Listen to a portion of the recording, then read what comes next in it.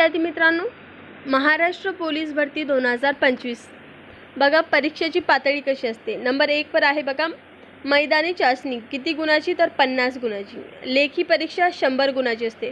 कधी कधी असं होतं की लेखी परीक्षा अगोदर होते आणि मैदानी चाचणी नंतर, असे देखील होऊ शकतं बघा।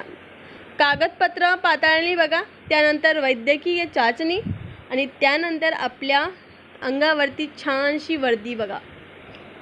ही वर्दी आपण खूप जास्त आपल्या कष्टानं, मेहनतीनं आणि किती संकट आपल्या जीवनामध्ये येतात, त्या सर्व संकटाला सामोरे जाऊन आपण जी काही ती वर्दी प्राप्त केलेली असते आणि त्याच वर्दीमध्ये आपण ती वर्दी आपल्याला खूप छान शोभते बघा।